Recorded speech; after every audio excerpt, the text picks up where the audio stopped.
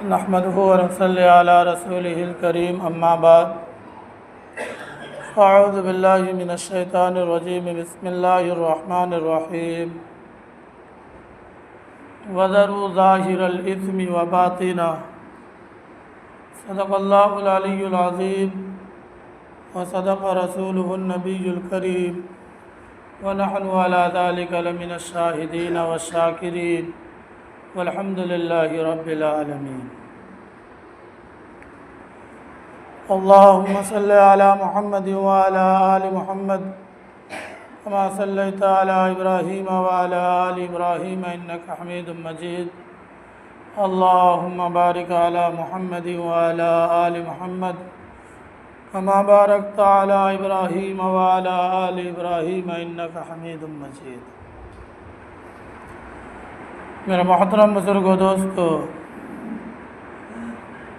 اللہ رب العزت کا احسان ہے، کرم ہے، فضل ہے کہ اللہ تبارک و تعالیٰ نے ہمیں اور آپ کو جمعہ کی نماز کے لیے مسجد کے اندر آنے کی اللہ نے توفیق عطا فرمائی۔ اللہ سے دعا کیجئے کہ اللہ تعالیٰ ہم سب کے اس آنے کو، بیٹھنے کو، نماز پڑھنے کو اللہ قبول فرما لے۔ محترم بزرگوں دوستو، گزشتہ ہفتہ بات چل رہی تھی دل کے بننے کی اور بگڑنے کی علامات کیا ہیں، کس طرح معلوم چلے گا کہ دل بگڑ چکا ہے، یا کس طرح معلوم ہوگا کہ دل سدھر چکا ہے، اس پر بات چل رہی تھی۔ دل کے بگڑنے اور سدھرنے کی علامات بتائی گئی تھی۔ اس کے آگے اللہ تبارک و تعالیٰ نے قرآن میں کہا کہ وَذَرُوا ظَاهِرَ الْإِثْمِ وَبَاطِنَهُ، کہ تم ہر اس گناہ کو چھوڑ دو جو تم چھپ کر کے کرتے ہو یا علانیہ کرتے ہو۔ جس طرح کے بھی جو گناہ ہو اس کو تم چھوڑو، اللہ کے ڈر سے، اللہ کے خوف سے، ہر طرح کے گناہ سے تم باز آ جاؤ، ہر طرح کے گناہ سے تم باز آ جاؤ۔ پھر اللہ تبارک و تعالیٰ نے کہا کہ انسان کے گناہ کرنے کے عموماً 4 وجہ ہیں۔ انسان کے گناہ کرنے کے عموماً 4 وجہ ہیں۔ انہی 4 وجہوں کی وجہ سے انسان گناہ کرتا ہے، انہی 4 وجہوں کی وجہ سے انسان گناہ کرتا ہے۔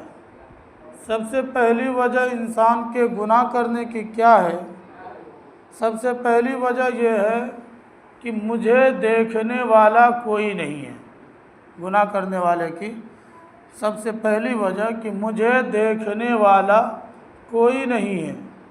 اللہ نے اس کی تردید فرما کر جواب دیا اِنَّ رَبَّكَ لَبِالْمِرْصَادِ، کہ یہ تو تمہارا بھول ہے کہ دیکھنے والا کوئی نہیں ہے، بلکہ اللہ تبارک و تعالیٰ تو ہمیشہ، ہر وقت، ہر آن، ہر لمحہ، ہر پل، ہر انسان کی ہر حال پر اللہ نظر رکھے۔ اور اللہ نے کہا اِنَّ رَبَّكَ لَبِالْمِرْصَادِ۔ مرصاد عربی کے اندر ایسے شکاری کو کہا جاتا ہے جو اپنے شکار کے گھات میں اس طرح بیٹھا ہوا رہتا ہے کہ بعض دفعہ جب شکار دکھ جائے تو وہ شکاری اپنی سانس کو بھی روک لیتا ہے، اپنی سانس کو بھی تھام لیتا ہے کہ کہیں میرے سانس چلنے کی آہٹ سے وہ شکار اڑ نہ جائے، وہ شکار بھاگ نہ جائے۔ اللہ نے کہا کہ جس طرح ایک شکاری اپنی محنت کے لیے اپنی سانس کو روک کر گھات لگائے اس شکار کی طرف دیکھتا ہے، ٹھیک اسی طرح وہ تو کسی وقت دیکھتا ہے، لیکن آپ کا رب ہمیشہ اس شکاری سے زیادہ تیز آنکھ لے کر آپ کی حالت پر اللہ ہمیشہ نظر رکھے۔ تو گناہ کرنے کی پہلی وجہ کیا تھی کہ مجھے دیکھنے والا کوئی نہیں، جس کی وجہ سے انسان گناہ کرتا ہے کہ جب کوئی دیکھ ہی نہیں رہا میں گناہ کر کے بچ جاؤں گا، لیکن اللہ نے کہا ایسا نہیں ہے۔ کوئی دیکھے نہ دیکھے، اِنَّ رَبَّكَ لَبِالْمِرْصَادِ، آپ کا رب آپ کے ہر حالت پر ایک گھاتی شکاری کے گھات کی طرح گھات لگائے بیٹھا ہے کہ تم جو بھی کام کرو گے اللہ کی نظر اس کے اوپر ہے، چاہے وہ دن کا 12 بجے کیوں ہو یا رات کا 12 بجے کیوں نہ ہو۔ اللہ کسی ٹائم بھی نہ سوتا ہے، نہ اونگتا ہے، نہ کبھی وہ غافل ہوتا ہے، وہ انسان کے ہر حال پر نظر رکھتا ہے۔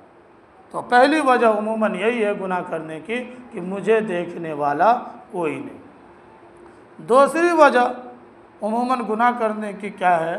دوسری وجہ عموماً گناہ کرنے کی یہ ہے کہ بھائی میں نے گناہ تو کیا لیکن کسی کو معلوم نہیں چلنے دیا۔ میں نے گناہ تو کیا لیکن کسی کو معلوم نہیں چلنے دیا۔ میں نے فلاں شہر کے اندر گناہ کیا لیکن گاؤں میں سب مجھ کو معصوم سمجھتا ہے۔ میں نے جوانی میں فلاں گناہ کیا لیکن ابھی بڑھاپے میں مجھے سب معصوم سمجھتا ہے۔ یعنی میں گناہ تو کیا لیکن کسی کو معلوم، کسی کو پتہ نہیں چلنے دیا، یہ گناہ کرنے کی عموماً دوسری وجہ ہے۔ اللہ نے کہا ایسا نہیں ہے، یعلم خائنۃ الاعین وما تخفی الصدور۔ تم جو یہ چاہتے ہو کہ کسی کو معلوم نہیں چلنے دیا، اللہ تو تمہاری آنکھ کے خیانت کو، آنکھ کے اشارے کو، پلک جو جھپک کر کے جو تم گناہ کیے اللہ تو وہ بھی جانتا ہے۔ اللہ کو تو اس کا بھی علم ہے، اللہ کو تو وہ بھی پتہ ہے۔ اللہ وہ تو آنکھ کے اشارہ وما تخفی الصدور، بلکہ جو تم دل کے اندر گناہ کرتے ہو، دل کے اندر زنا کرتے ہو، دل کے اندر سوچ سوچ کر جو گناہ کے دیوار کو مضبوط بناتے ہو، اللہ تو اس کو بھی بخوبی جانتا ہے۔ اللہ تو اس کو بھی بخوبی جانتا ہے۔ تو دوسری وجہ گناہ کرنے کی کیا ہے کہ میں گناہ تو کیا لیکن کسی کو جاننے نہیں دیا۔ اللہ نے فوراً تردید کی، کہا نہیں ایسا نہیں ہے، تم چاہے جو بھی کرو ہر حال پر میری نظر بھی ہے اور تمہارے ہر حالت کی مجھے علم بھی ہے۔ ہر حال پر نظر بھی ہے اور ہر حالت پر ہر حال کی مجھے علم بھی ہے۔ تم گناہ کرو، تم چاہو کوئی نہیں دیکھا، میں دیکھتا ہوں۔ تم گناہ کرو، چاہو میں نے کسی کو جاننے نہ دیا لیکن میں جانتا ہوں۔ اور تیسری وجہ جو گناہ کرنے کی عموماً بنتی ہے وہ کیا ہے کہ جب میں گناہ کیا تو میرے ساتھ کوئی نہیں تھا۔ جب میں گناہ کیا تو میرے ساتھ کوئی نہیں تھا، میں نے کسی کو ساتھ لے کر گناہ کیا ہی نہیں، وہ دنیا میں کیسے معلوم ہو سکتا ہے؟ اللہ نے کہا ایسا نہیں ہے، بلکہ تم کسی کو لو یا نہ لو لیکن تمہارا پروردگار 24 گھنٹہ تمہارے ساتھ ہے۔ تمہارا پروردگار، اللہ نے کہا اگر تم 2 ہو تیسرا تمہارے ساتھ خدا ہے، اگر تم 3 ہو چوتھا تمہارے ساتھ خدا ہے۔ وَهُوَ مَعَكُمْ أَيْنَمَا كُنْتُمْ، وہ ہر حال میں، وہ ہر وقت وہ تمہارے ساتھ ہے، تم چاہے جہاں بھی ہو، تم چاہے۔ تو یہ 3 وجہ گناہ کا ہوا۔ سب سے پہلی وجہ گناہ کے عموماً کیا ہے کہ مجھے کوئی دیکھتا نہیں یا مجھے کسی نے دیکھا نہیں۔ اللہ نے تردید کی، کہا نہیں میں دیکھتا ہوں۔ دوسری وجہ گناہ کی کیا ہے کہ میں گناہ تو کیا لیکن کسی کو معلوم نہیں چلنے دیا۔ اللہ نے اس کی بھی تردید کی، یعلم خائنۃ الاعین وما تخفی الصدور۔ نہیں، تمہارے آنکھ کے اشارے کو، بلکہ یہی تک نہیں، تمہارے دل کے زنا کو بھی اللہ جانتا ہے، دل کے گناہ کو بھی اللہ جانتا ہے۔ تیسری وجہ گناہ کرنے کی کہ میرے ساتھ کوئی نہیں۔ اللہ نے کہا نہیں، وَهُوَ مَعَكُمْ أَيْنَمَا كُنْتُمْ، تمہارے ساتھ تم چاہے جہاں بھی ہو، بڑے بڑے محل کے اندر یا زمین کے پیٹ کے اندر چھپ جاؤ یا تم کہیں بھی چلے جاؤ، کسی سمندر کے اندر چھپ کر کے تم رہو، پھر بھی وَهُوَ مَعَكُمْ أَيْنَمَا كُنْتُمْ، وہ ہمیشہ تمہارے ساتھ ہے، تم چاہے جہاں بھی رہو۔ اور چوتھی وجہ عموماً گناہ کرنے کی کیا ہوتی ہے؟ چوتھی وجہ عموماً گناہ کرنے کی ہوتی ہے کہ میرا کوئی کچھ کرنے والا نہیں، میرا کوئی کچھ کرنے والا نہیں، مجھے کوئی گرفت کرنے والا نہیں، مجھے کوئی پکڑنے والا نہیں، میں خود کا مالک ہوں، میں خود کا مختار ہوں، میں خود کا بادشاہ ہوں۔ یہاں تک کہ انسان کا دل کہتا ہے میں خود کا خدا ہوں، میرا کوئی کچھ کرنے والا نہیں ہے، جس کی وجہ سے وہ گناہ میں ملوث ہوتا ہے۔ اللہ نے کہا ان اخذہ अलीमुन शदीद, क्या तुम्हारा दिल नहीं कांपता कि आपके रब की जो पकड़ है और जो उनका अजाब है ये बड़ी दर्दनाक है, ये बड़ा सख्त अजाब है, उस अजाब से बचना ये बड़ा मुश्किल होगा।